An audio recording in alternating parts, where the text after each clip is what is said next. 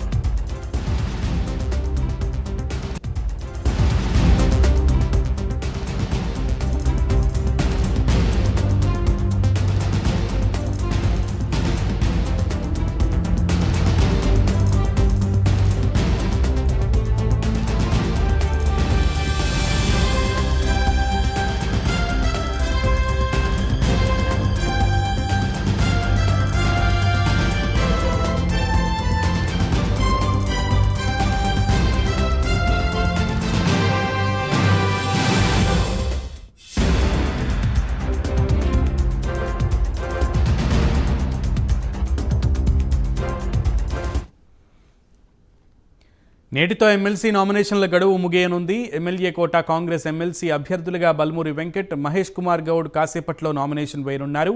ఈ రెండు స్థానాలకు ఈ నెల 29న ఎన్నికలు జరగనున్నాయి. మరి కాసేపట్లో నామినేషన్లకు సంబంధించి ఇరువురు నేతలు కూడా నామినేషన్ పత్రాలు సమర్పించనున్నారు. అయితే ఈ రోజుతో నామినేషన్ గడువు ముగియనుంది. సో మరింత సమాచారం మా ప్రతినిధి ప్రేమ్ అందిస్తారు. Prem. Thank you Sunil. MLA Kota తరపున ఉన్నటువంటి అభ్యర్థులను కాంగ్రెస్ పార్టీ తరపు నుంచి ఇద్దరు అభ్యర్థులను అయితే నిన్న సాయంత్రం ఏఐసిసి ప్రకటించడం కూడా జరిగింది. ఎన్ఎస్యుఐ ప్రస్తుత రాష్ట్ర అధ్యక్షుడిగా కొనసాగుతున్నటువంటి బల్మూరి వెంకట్, అలాగే గతంలో ఎన్ఎస్యుఐ ఉపాధ్యక్షుడిగా పనిచేసినటువంటి అనుభవం ఉన్నటువంటి ప్రస్తుత టీపీసీసీ వర్కింగ్ ప్రెసిడెంట్గా ఉన్నటువంటి మహేష్ కుమార్ గౌడ్కి ఇద్దరు పేర్లను కూడా ప్రతిపాదిస్తూ ఏఐసిసి అయితే వారి ఇద్దరు పేర్లను కూడా ప్రకటించడం జరిగింది. ఈ నేపథ్యంలోనే ఈరోజు అసెంబ్లీలో ఉన్నటువంటి కార్యదర్శికి కూడా వారి యొక్క నామినేషన్ పత్రాలను కూడా దాఖలు చేసేందుకు కూడా ఇప్పటికే అసెంబ్లీకి చేరుకున్నారు. వారితో పాటుగా కూడా మంత్రులు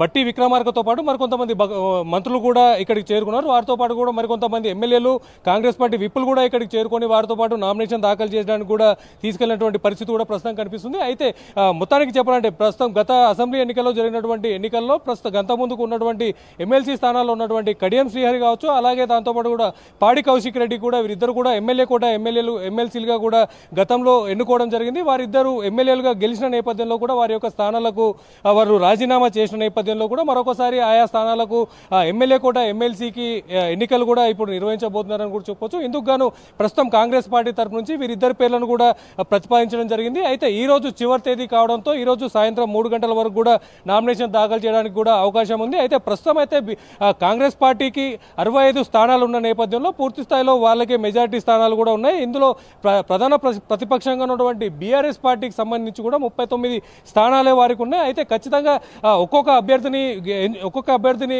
గెలిపించుకోవడానికి 40 ఎమ్మెల్యేలు కూడా బలపరచాల్సినటువంటి అవసరం కూడా ఉంటుంది. ఓటింగ్లో పాల్గొని ఖచ్చితంగా కూడా ఒక్కొక్క అభ్యర్థికి 40 మంది ఎమ్మెల్యేలు కూడా సపోర్ట్ చేయాల్సినటువంటి పరిస్థితి అయితే ఉంటుంది. అయితే ఈ నేపథ్యంలో కూడా ప్రస్తుతం బీఆర్ఎస్కి 39 మంది ఉన్నారు. దాని తర్వాత కూడా అయితే ఈ నోటిఫికేషన్ కూడా రెండు వేరువేరుగా ఇవ్వడం నేపథ్యంలో కూడా ఖచ్చితంగా ప్రతి ఒక్కరికి కూడా 65 మంది కూడా కాంగ్రెస్ పార్టీ నుంచి సపోర్ట్ చేసే అవకాశం ఉంటుంది. అయితే ఈ నేపథ్యంలో కూడా బీఆర్ఎస్ కూడా ఇప్పుడు ప్రస్తుతం పోటీలో ఉండకపోవచ్చు అనే విషయం కూడా తెలుస్తుంది. అయితే ముఖ్యంగా చెప్పాలంటే గతంలో ఈ మధ్య జరిగినటువంటి అసెంబ్లీ ఎన్నికల్లో కూడా బీఆర్ఎస్ ఓటమి పాలైంది. ఆ తర్వాత సింగరేణికి సంబంధించినటువంటి మరొక ఎన్నికల్లో కూడా బీఆర్ఎస్ ఓటమి పాలైందని కూడా చెప్పుకోవచ్చు.